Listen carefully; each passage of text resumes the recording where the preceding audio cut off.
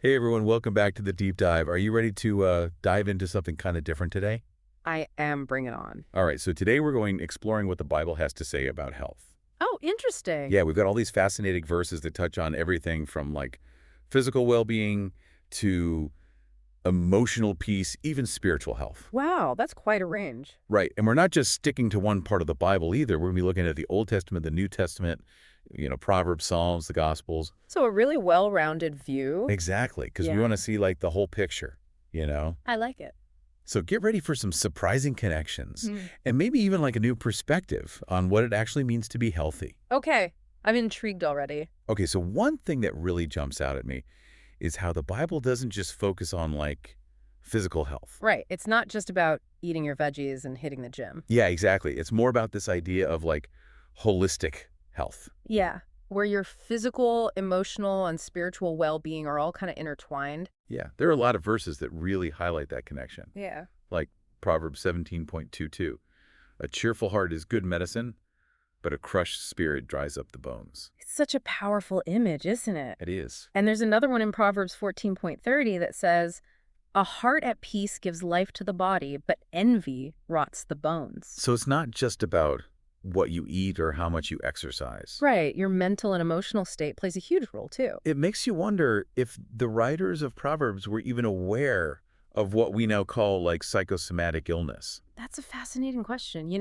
The idea that your mental state can actually impact your physical well-being. Yeah, I mean, did they understand that connection? Well, I don't know if they would have used that specific term, Right? but the concept is definitely there in those verses. Yeah. Like when they talk about a cheerful heart, they're not just talking about feeling happy. It's about cultivating an attitude of gratitude, forgiveness, trust in God. Oh, interesting. And those are all things that we know today can have a positive effect on your mental and emotional health. So they were onto something. It seems so. So it's like the Bible is saying that taking care of your spiritual and emotional health is just as important as like taking care of your physical body. Absolutely. And I think that's a message that we can all benefit from hearing today. That's for sure.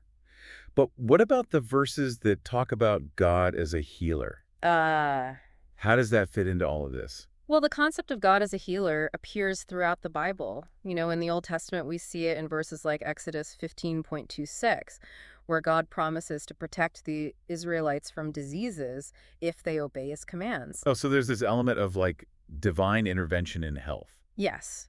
But the concept of healing takes on different forms in different parts of the Bible. Like, what do you mean? Well, like in Psalm 103, for example, healing is about forgiveness of sins as much as it is about physical restoration. Interesting. And then in Isaiah 53, healing is connected to Christ's suffering and sacrifice. Oh, wow. So there's like a whole deeper spiritual meaning there. Exactly. So we have these verses about God's role in healing. But then there are also all those verses about our responsibility for health. Yeah.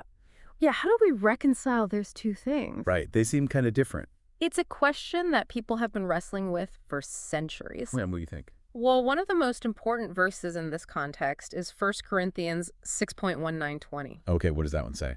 It calls our bodies temples of the Holy Spirit, Temples. and it urges us to honor God through caring for them. Oh, that's a really powerful image. It is to understand that concept of a temple, you have to think back to ancient times. Okay. Temples were considered sacred spaces dedicated to the worship of a deity. Okay. So when Paul refers to our bodies as temples, Yeah. he's saying that they are not just physical vessels, I see. but also spiritual dwellings. Whoa, that's deep. It is. It Okay. changes how you think about your body, right? Yeah, it really does. It kind of puts that extra slice of cake into perspective. Right.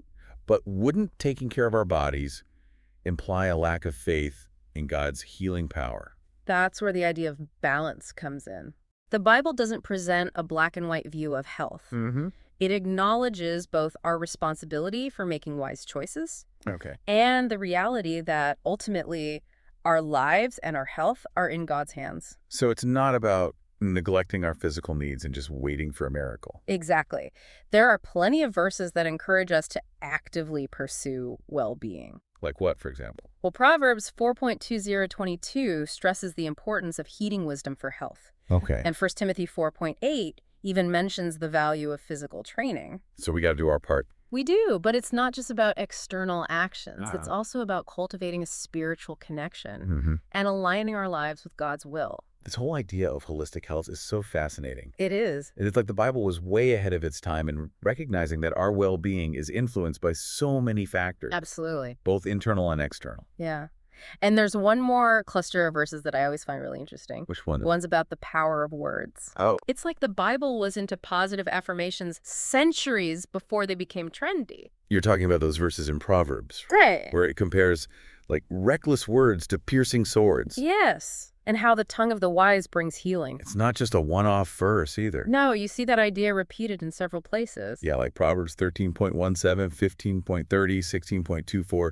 They all talk about how words, whether positive or negative, have a real impact on health. It's amazing how those verses tie back into that whole concept of holistic health, How so? Well, they highlight the interconnectedness of our words, our emotions, and our physical well-being. Oh, I see. It's another layer of that complex web that the Bible is trying to illuminate. I never really thought about it that way, but it makes sense.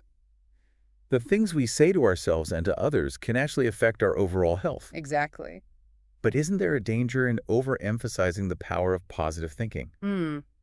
What about situations where people are facing like real external challenges to their health? That's a valid point. And the Bible doesn't suggest that positive thinking alone can cure everything. Right. But it does highlight the importance of our internal dialogue Yeah. and how it can either contribute to or detract from our overall well-being. So it's about being mindful of what we're telling ourselves. Exactly. It's like the Bible is encouraging us to find that balance, Yeah. to be active participants in our own health, but also to acknowledge that we're not ultimately in control. Exactly. And that leads us to another important theme that we see throughout these scriptures, acceptance and rest. Yeah, like sometimes the healthiest thing we can do is just let go, right? Mhm. Surrender the struggle, Surrender the struggle. give up the worry and the stress. Absolutely. And that's where verses like Matthew 11.2830 come in. Come to Uh-huh. me, all you who are weary and burdened, and I will give you rest. It's such a beautiful invitation, you know, Yeah, to find peace and solace in faith. there's something so comforting about those words. Like right. they speak to that deep human need for rest and rejuvenation, Mm. not just physically, but emotionally too. Absolutely. And that idea of finding rest in faith, it connects so beautifully with Philippians 4.67, Oh, yeah. which encourages us to combat anxiety through prayer and thanksgiving. Oh, that's a good one. It's about shifting our focus from our problems to God's presence and provision. It's like the Bible is giving us permission to like step back from the constant striving, Right. and find peace in the middle of all the chaos. Exactly. But how does that idea of surrender square with all those verses about personal responsibility? That's a good question. It seems like a contradiction, right? Yeah. Well, it's not about neglecting our responsibilities, Okay. but rather about recognizing our limitations. Mhm. We can do our part by making wise choices, Yeah. taking care of ourselves. Right. But ultimately, we have to trust that God is in control. So it's about finding that sweet spot Mm, between effort and surrender, exactly. knowing Yeah. when to push forward and when to just let go. Ugh. Yes. And that brings us to another crucial theme that emerges from these scriptures, the limits of human control. Uh-oh. This one is a bit of a reality check. Yeah. We see this expressed so poignantly in Ecclesiastes 9.11. Oh, yeah. What does that one say again? The race is not to the swift or the battle to the strong, but time and chance happen to them all. Whoa. Okay, that one always makes me stop and think. It's a powerful reminder, isn't it? It is like no matter how much we plan or how hard we try, Right. there are always going to be things outside of our control. It's a humbling thought, It is. but it can also be incredibly freeing. How so? Well, it allows us to release the burden of trying to control everything, Okay. to embrace a more surrendered posture. Yeah, I can see that. So we've talked about the interconnectedness of physical, emotional, and spiritual health, Right. the balance between divine healing and human responsibility, Mm-hmm. the power of words, Yes. the importance of acceptance and rest. It's been quite a journey. Really has. And it's amazing how these ancient verses can still resonate with us today. It's true. They offer so much guidance and insight as we navigate the complexities of modern life.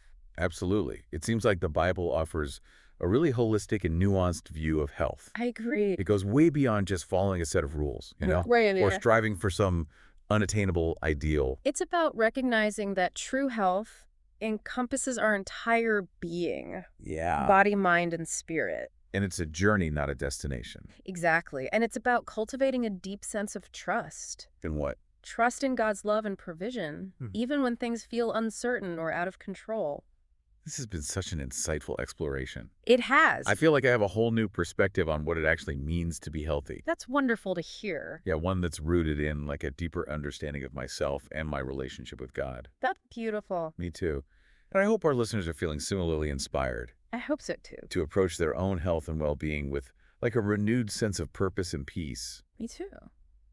Well, we've covered a lot of ground today. We have. But before we wrap up, Yeah. I want to leave our listeners with one final thought to ponder. Oh, I'm intrigued what's on your mind. We were talking about how the Bible calls our bodies temples, right? Right. So like if we really believe that, what does that actually mean for how we treat ourselves and others? Oh, that's a big question. It is, isn't it? Yeah, it is. Like what does it mean for the choices we make, the words we speak, the way we move through the world, you know? Well, if our bodies really are temples of the Holy Spirit, like 1 Corinthians says, Yeah. then it means we have a responsibility to treat them with reverence and care. Okay, so what does that look like, practically speaking?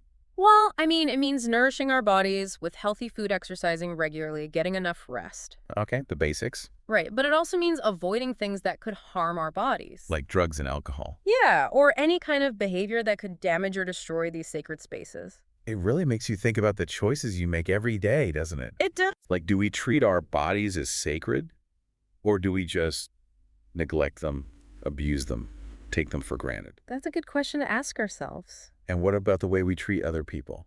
Oh, that's a good point. If everyone is a temple, Yeah. does that change how we interact with them? Absolutely. I think it calls us to see the inherent worth and dignity of every single person. To see them as temples, too. Exactly, and to treat them with kindness, compassion, respect, Even when we disagree with them. even then. So it's not just Right. about our personal health. Right. It's also about our relationships Yeah. and how we engage with the whole world around us. Yeah, it's a much bigger idea than we might think at first. This whole deep dive has been such an eye-opener for me. Me too. I feel like I have a much deeper understanding of what the Bible teaches about health That's great. and how it can apply to my life today, you know? It's amazing how these ancient teachings can still be so relevant, isn't it? It really is. Even Yeah. though we've talked about it a lot, We have. I still feel like there's so much more to explore. I think that's the beauty of these texts. Yeah. They have so many layers of meaning and wisdom. And they keep speaking to us in new ways. Exactly, no matter how many times we read them. Thanks for joining us today on this incredible journey into the Bible's perspective on health. It's been a pleasure. It really has. And to our listeners, I encourage you to keep exploring these themes on your own, you know? Yes, dive deeper into the scriptures. Reflect on what resonates with you. Mhm. Discover how these ancient teachings can illuminate your own path to wholeness and well-being. And remember, your body is a temple. Yes. Treat it with care, reverence, and love.